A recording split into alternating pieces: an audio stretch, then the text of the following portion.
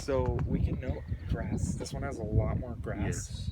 We can't believe we just found a ton of tadpoles on one of the ponds here, and this pond is a lot bigger. Um,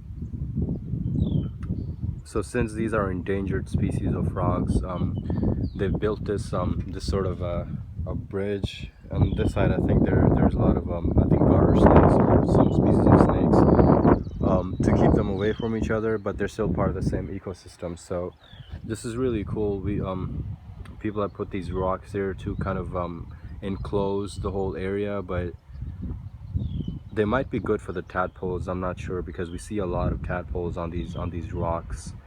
I'm not sure how this might be significant, but this little species of plants we see is different. We didn't see that in the other pond.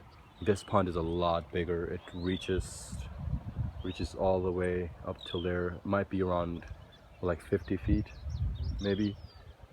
There's this big. I'm not sure what this species of plants is, but it's covering the whole area. We're gonna try to find more of the tree-legged frogs there, some bigger ones perhaps, but it's really cool that we found these tadpoles.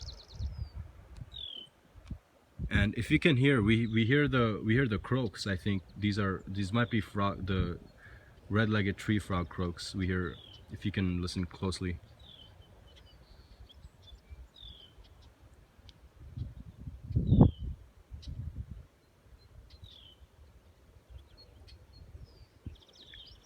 Yeah, we've been listening and trying to find out what the croaks of the red-legged frog sound like. And I think we're making a lot of progress. We hear a lot of different sounds, and I think we can narrow down to what these frogs sound like. I'm gonna try to get a different angle to see what different plants there might be around this area. It's hard to see them from here. But yeah, this is heavily maintained by people in order because, as I said, these are endangered species, so they have to maintain the water level. As you can see, there's a scale there. They have to maintain the environment.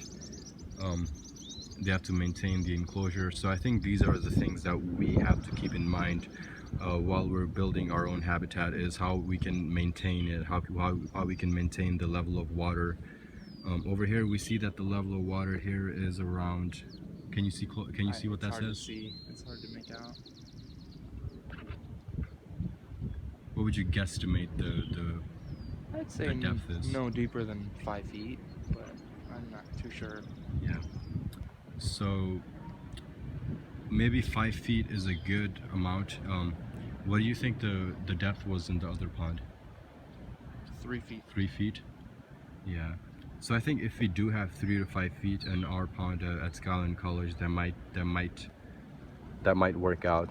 The tadpoles were no deeper than a few inches, though. They were in On the periphery, right? very shallow water. Yeah. We'll come back a couple of times to see if we find any in the pond itself. But the pond at Skyline College is around, it's not very deep at all, and I'm pretty sure that's less than a foot even. And I'm pretty sure that's why there's no frogs that ever come there. So so around 3 to 5 feet. The temperature is still around 65 degrees here. But yeah, this is really cool. We're gonna do some more observation on how they're maintaining this habitat, and I think we're gonna talk to some people who overlook this area to see how they maintain the habitats, so we can use that information in maintaining the habitat at Skyline College once we are done building it. So this is really cool as well. And I think this is where the snakes are. I'm not sure.